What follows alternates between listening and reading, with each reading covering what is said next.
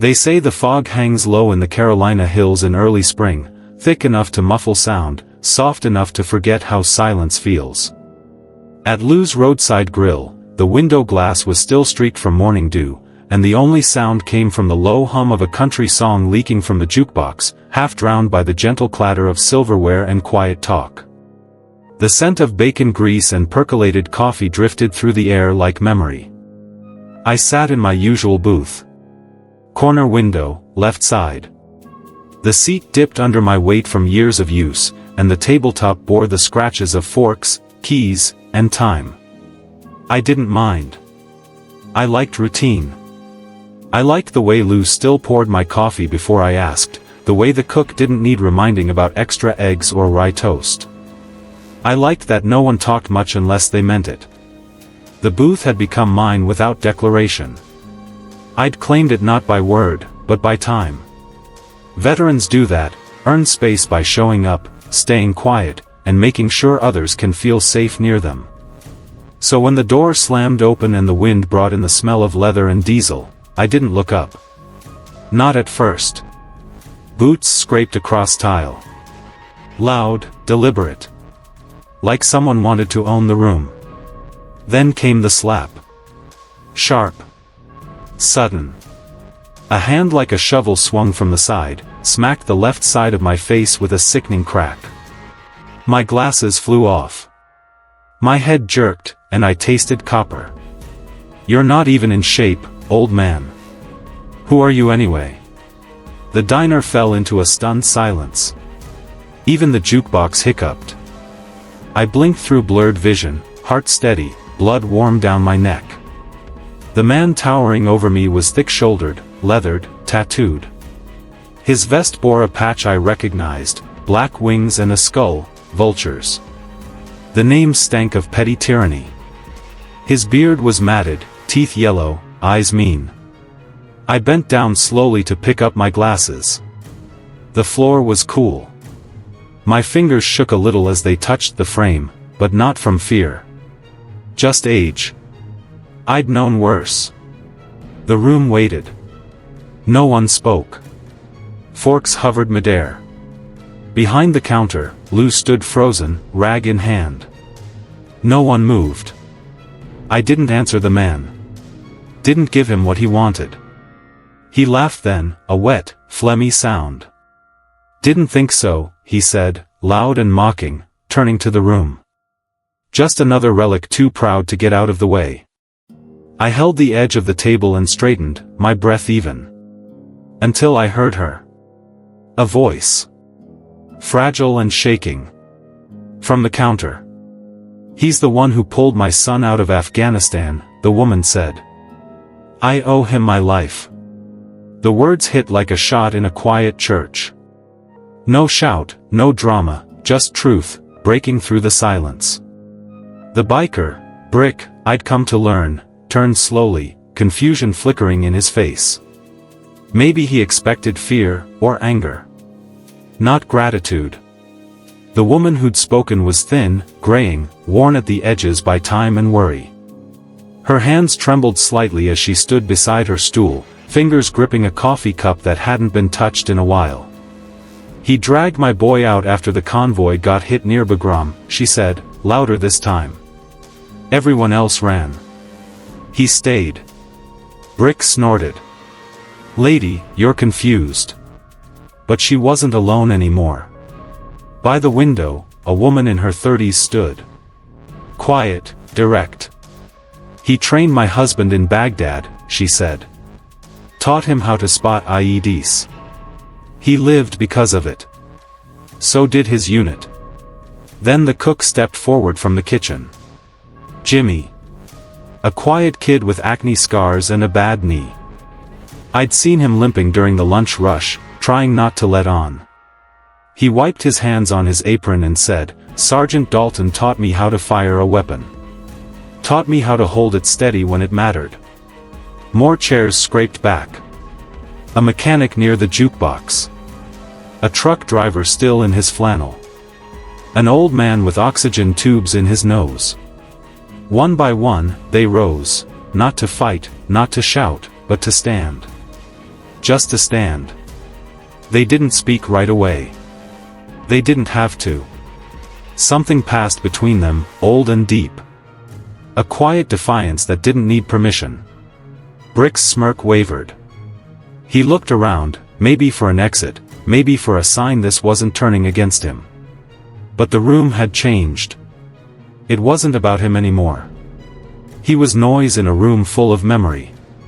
He pulled out his phone. His fingers moved fast, his eyes narrowed. "I got 10 guys nearby," he muttered. "You want trouble?" Nobody moved. No one threatened him. They just kept standing.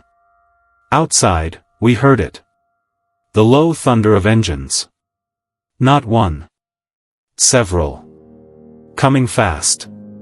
Minutes later, the diner door swung open again. The vultures walked in, 6 of them. They filled the entrance with bulk and noise. Tattoos, chains, patches. All of it meant to say, "Fear us." They scanned the room, saw the faces, the people standing. Then one of them stopped mid-step. He looked at me. Really looked. His face shifted. The arrogance drained out, replaced by something raw. "Sergeant Dalton," he said, voice cracking. The diner held its breath. "You were in Fallujah," he said. You pulled us out of that ditch near Route Michigan. We thought you were dead." Brick turned to him, startled. "What are you talking about?" The biker stepped forward slowly. "We were ambushed. 3rd Squad was pinned. You showed up with 2 Humvees and pulled 6 of us out under fire." His voice dropped, quieter now. "I never forgot your face." The diner was silent. The fryer hissed. Outside, birds sang like nothing had changed. I looked at him and nodded once. "Good to see you made it." He took off his sunglasses, held them in his hand like something sacred had cracked inside him. "You saved our asses," he said. "We thought you were dead." Brick stepped back, uneasy. "You're telling me this old guy." "Shut up, Brick," the biker snapped.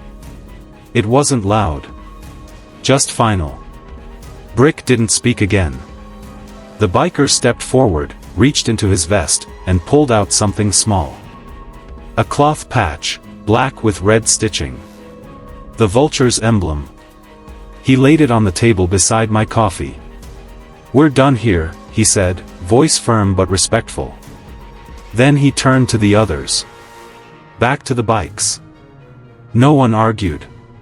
They left as they'd come, engines growling, patches dark against their backs. Brick hesitated, but the spell was broken. He followed, shoulders hunched, eyes darting. The diner stayed quiet even after the door shut. Everyone still standing. I looked at them. All of them. And for the first time in a long while, I saw something in their eyes I hadn't expected. Not pity. Respect. The bell above the door jingled once, then silence returned. You could hear the tick of the wall clock behind the register. No one moved at first. Then Jimmy stepped around the counter, picked up the patch Brick had left on the table, turned it in his hands, and laid it beside my cup again. "It stays with you," he said. "It's a sign now." I didn't answer. Just let my hands rest flat on the table. The tremor in my fingers had passed. The heat in my cheek where Brick's hand had struck still lingered, but it was fading, like a bruise retreating back into memory. I stood slowly, easing upright. My knees ached the way they always did in the morning. Still held my spine straight, though. I scanned the room. The woman by the window wiped her eyes quickly. The mother at the counter sat back down, sipping her coffee like it might stop her from shaking. People began to sit again. No words passed. Just nods. Just that silent weight of shared understanding. A kind of quiet dignity you don't find many places anymore. I left a few bills on the table and stepped out into the morning light. Outside, the air had shifted. Still spring, but warmer now. The chill had lifted. It smelled of damp grass, old gravel, and gasoline from the bikers' engines that had already faded into the hills. Across the street, a teenage boy leaned against the side of the hardware store. Backpack slung over one shoulder. Skinny, nervous looking. I hadn't seen him before. He stared at me. "You really didn't move," he said. "When they tried to take your seat." I met his eyes. "No." He stepped off the curb, crossing over with a hesitant gait, like he wasn't sure if he was allowed. "Everyone's talking," he said. "Said you were in Fallujah. Said you trained guys who saved lives." I didn't nod. Didn't deny it either. "I ship out next month," he said after a pause. "Army. Infantry." The way he said it, half pride, half question, reminded me of Nathan. My son. The day he came home with that folded paper, saying he'd enlisted. The weight in his eyes. The fire in his gut. I asked the boy, "You come from a family of service?" He shook his head. "No, sir. Just me. I wanted. I don't know. Something real." I studied him for a moment. Saw the faint scars of isolation on his face. Not from war, not yet. But from growing up in a world that didn't always see you unless you shouted. He hadn't shouted. He'd listened. "You sit in that booth," I told him. "And you listen to the stories. Not just mine. All of them. The people here, they know what it means to carry something and never drop it." His expression shifted. Less unsure now. "Yes, sir," he said. The door to Lou's creaked open again. Lou himself stepped out. Apron still on, rag in one hand. He walked up beside me, looked out across the street. "We're changing the sign," he said after a beat. "What sign?" He pointed to the little plaque above the booth. "The one that used to read, Table 4. Already had Jimmy paint a new one," he said. "Reserved for veterans. No exceptions." I said nothing. Lou glanced at me sideways. "You ever think of speaking at the high school? ROTC meets Thursdays." I shook my head. "They don't need speeches. They need someone who listens." Lou nodded, like he already knew that. We stood there a while longer. The boy crossed the street again and disappeared behind the pharmacy. Birds flitted overhead. The wind shifted through the trees. The next few days passed quietly. And then it changed. The booth was never empty after that. Not once. Young men in fatigues showed up on Sunday mornings. Retired sailors sat with truckers. Old women brought coffee and stories about brothers lost in Korea. Recruits, barely through basic, came just to sit and ask questions that weren't on any test. I sat in the booth most days, at least until noon. Sometimes I talked. More often I listened. One afternoon, a girl sat across from me, barely 18, with eyes too tired for her age. "My brother didn't come home from Mosul," she said. "I just wanted to sit where someone still remembers." She didn't cry. Neither did I. We just let the silence speak for us. The vultures didn't come back. Not to lose. Not to town. But one day, a package arrived. Wrapped in brown paper, no return address. Inside, a folded flag, a medal I hadn't seen in years, and a note. "I didn't understand who you were. Now I do. Brick. There's something about recognition that doesn't live in words." Brick's note didn't say much. Didn't need to. The flag was folded with care. The medal, I hadn't worn it since Iraq, was still scratched from dust storms and shrapnel. Bronze Star, 3rd award. I'd earned it the way most men did, by doing something no one wanted to talk about, and surviving long enough to not want to remember it either. I kept the note. Not for forgiveness. Just to mark the shift. Brick wasn't the same man who walked into Lou's that morning. Something had bent in him. Not broken, bent. And maybe that was enough. The flag and medal, I gave to Jimmy. Told him to hang them behind the counter. Not for me. For whoever needed to see them. They need to know, I said, that standing still sometimes matters more than charging forward. Jimmy nodded. No questions. Just respect. The diner became something else after that. It wasn't just a place for eggs and coffee anymore. It was a gathering point. A kind of quiet altar. No sermons. No orders barked. Just men and women sitting in that booth or near it, tracing memories with their fingers across worn tabletops. And sometimes, there were new faces. A father who'd lost a son. A recruit too scared to deploy. A nurse from Baghdad who carried more ghosts than stories. They all came. They came because the booth told them, "Here, we remember."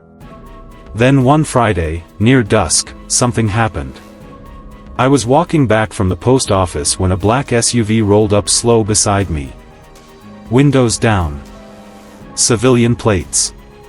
Inside were two men, both in black shirts, clean cut, government issue. "You Henry Dalton?" the driver asked. I stopped. I was. He nodded. "We'd like a word."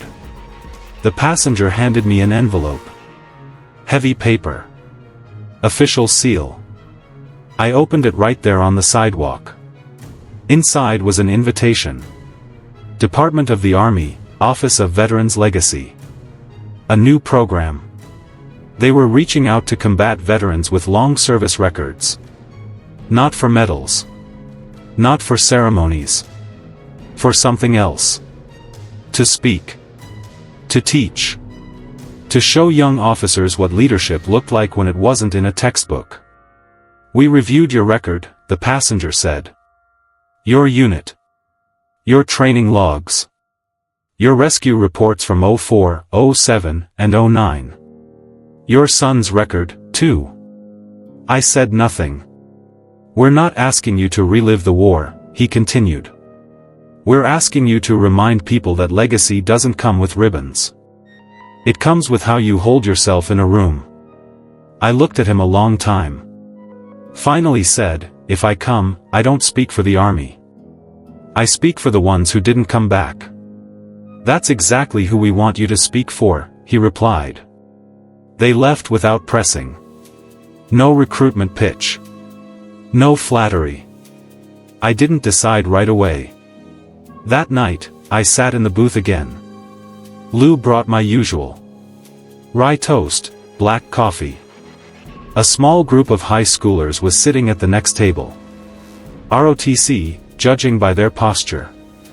One of them leaned over. "You really going to teach at the academy?" I didn't answer. He nodded like I had. "We'll be listening." I went home and opened a box I hadn't touched in years. Inside were letters. Some from Nathan. Some from his men. Some from those I'd trained who'd written from dusty outposts across the world. They weren't about glory. They were about cold nights, missed chances, and moments when they chose to act, because someone once told them to hold fast. Nathan's last letter was at the bottom. "You always told me strength wasn't in how hard you hit. It was in how long you could carry the weight without dropping it. I'm still carrying, Dad. Hope I make you proud." He had. He still did. The next morning, I called the number on the letter. Told them yes. The Army flew me out in the fall. I hadn't been on a base in years. The air smelled the same, burned rubber, oil, dust from too many boots. Soldiers moved with that familiar mix of confidence and exhaustion. Training never stopped. Neither did the ghosts. The facility was in Virginia, Officer Development Program. Not a big place. Not meant for ceremony. Just learning. They housed me in a quiet barracks. Brought meals on a schedule I hadn't followed since Germany. At first, I thought I'd speak once, answer a few questions, and go home. Then they asked me to stay for a week. We don't need a keynote, the major told me.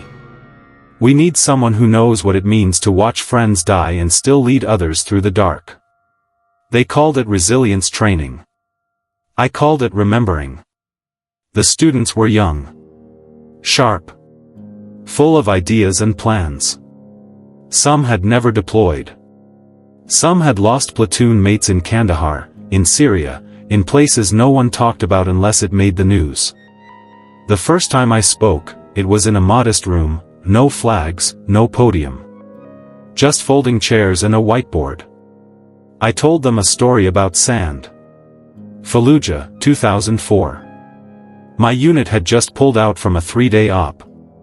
I was dead tired. My driver was bleeding from his arm. We were down to 2 radios. The sun was going down. Then we hit an IED. 2 men died on the spot. One was Nathan's bunkmate. I had to crawl out, deaf in one ear, haul a gunner with a shattered leg back under cover while fire poured in from every side. I didn't talk about how brave we were. I talked about how scared we were.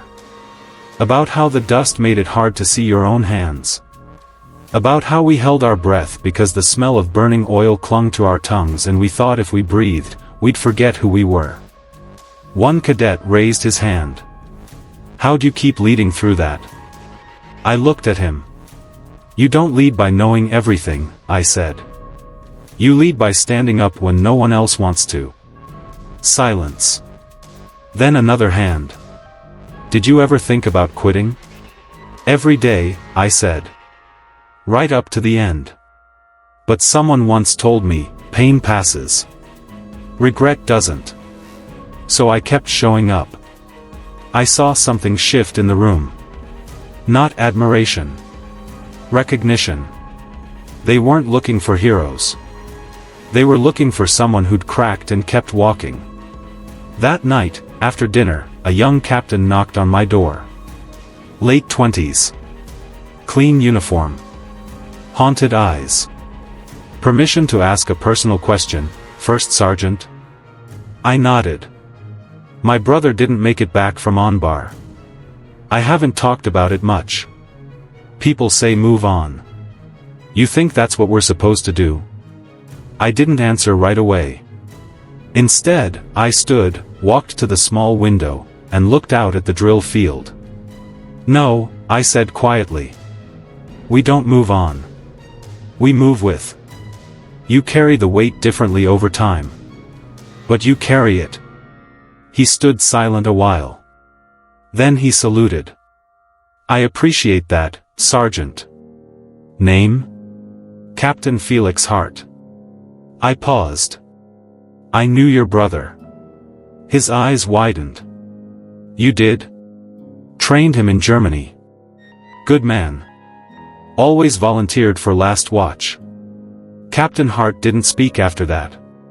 Just nodded, once, with a kind of reverence I didn't expect from someone so young. By the end of the week, the base commander asked me to consider joining the Legacy project permanently. I said no. Not because I didn't believe in it. But because I had work to do elsewhere. Back home. Lou's wasn't just a diner anymore.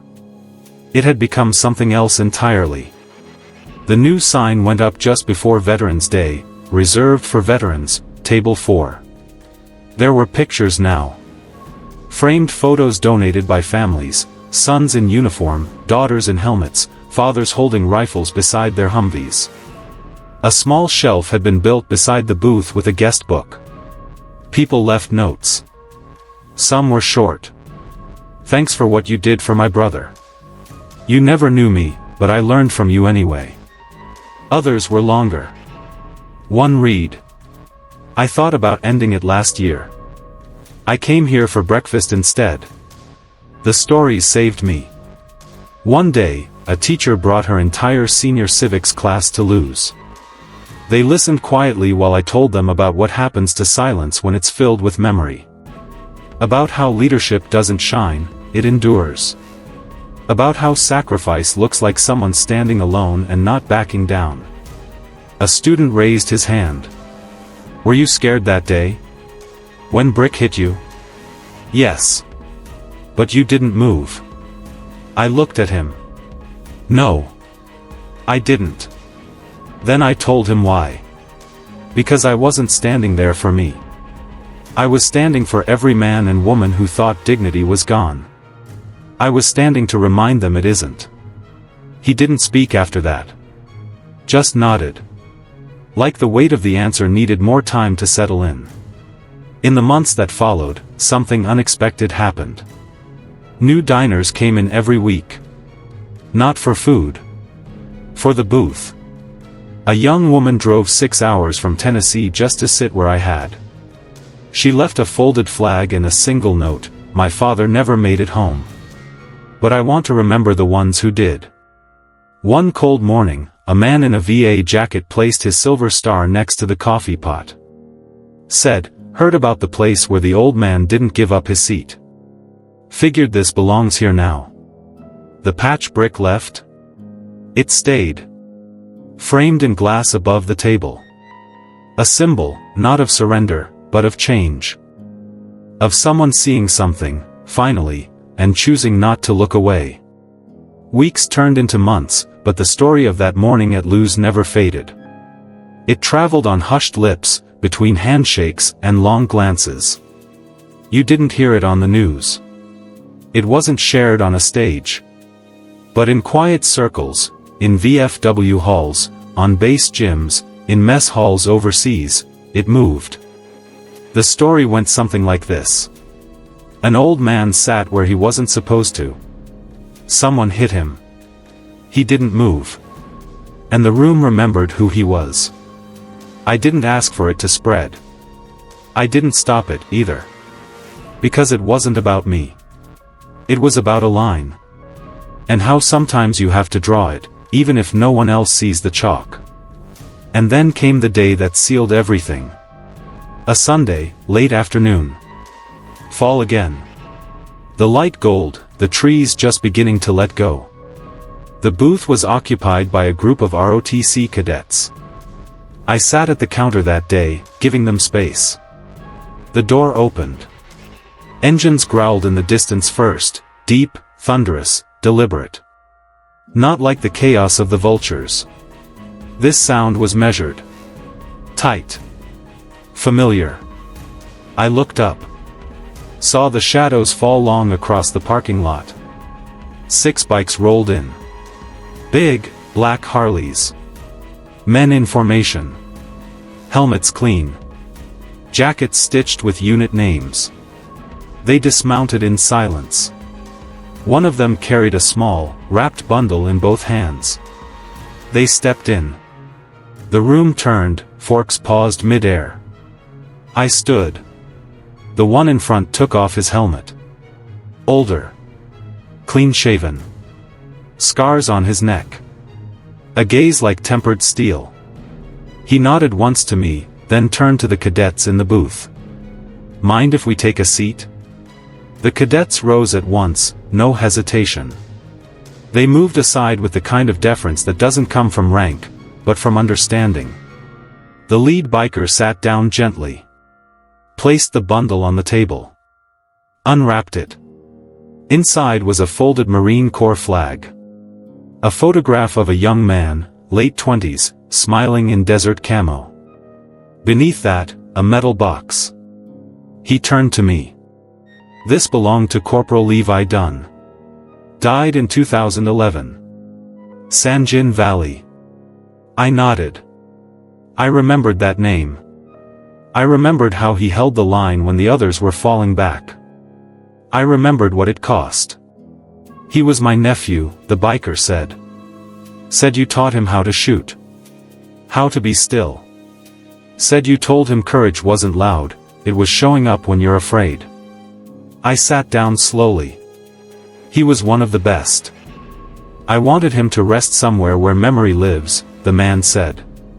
You mind if this stays? I looked at the photograph. Young, hopeful. The kind of face that still had birthdays ahead of it. No, I said. It belongs. He left it there. Carefully. Then he reached into his jacket. Pulled out a patch, not the vulture's. This one was different. Embroidered with a sword, olive branches, and the initials SVG. Silent Veterans Guard. We're a new group, he said. Started because of what happened here. Because people are tired of forgetting. We don't ride for show. We ride for remembrance. For the ones who held on. Like you did. I didn't speak. My throat tightened. You taught us something, he said. Without yelling. Without fists. Just by staying put. He stood. The others followed. One by one, they placed tokens on the table. A set of dog tags. A purple heart. A journal page sealed in glass. All tributes. All stories too heavy to carry alone. The room was silent. Then one voice from the back, Lou's. We're making a wall, he said. Behind the booth. For everything left here. People need to see. The biker nodded. Outside, they mounted up again. No revving. No theatrics. Just the sound of engines rolling back into the hills. After they left, I sat in the booth for a while. I traced the edge of the photograph with one finger. There was still coffee on the table. Still warmth in the room. The cadet sat at the counter now, watching quietly. Then a boy walked in. Couldn't have been more than 16. Backpack slung low. Hat too big for his head. He looked around, hesitated, then approached the table. Is this the seat? He asked. I nodded. The one where the old man didn't move? That's the one. He looked down at the items, the photo, the flag. Then he pulled a pen from his coat pocket and signed the guest book. He didn't sit. He just stood a while. Then whispered, I ship out next June. And left. The bell jingled behind him. The wind carried a dry leaf through the door before it shut. That night, I stayed after close. Lou brought 2 cups of coffee. Sat across from me. You ever think that booth saved something? He asked. No, I said. I think it remembered something. And that reminded the rest of us what we'd forgotten. He looked at me. Still, he said. Some people say this is where everything turned. I stared out the window. The street was dark. Quiet. No, I said again. It turned long before. We just needed to see someone stay seated long enough to believe it. I don't go to the booth every day now. Some mornings, I just watch through the window. Coffee in hand. Seeing who comes. Seeing who remembers. Lou keeps it clean. The town keeps it respected. There's no velvet rope, no museum plaques. Just a wooden table, a shelf of items, and a chair that still creaks when someone leans back with care. Sometimes it's occupied by silence. Sometimes by stories. But always, always by reverence. The wall behind it's nearly full now. Tokens left by those who served, those who lost, and those still learning what it means to carry weight with dignity. A father's cap. A folded letter. A bootlace from Kandahar. Some sit just to breathe. Some come to leave a burden.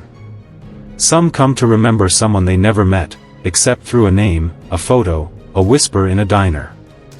I never imagined that staying seated would change anything.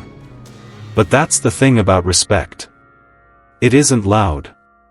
It doesn't swagger. It doesn't demand. It waits. It endures. It rises, quietly, when someone who shouldn't be standing still finds the strength to do just that. You don't earn it by claiming it. You earn it by holding the line when it's easier to walk away. It lives in silence. In the space between pain and pride. It lives in places like Lou's, where one man stayed in his seat. And the world remembered why.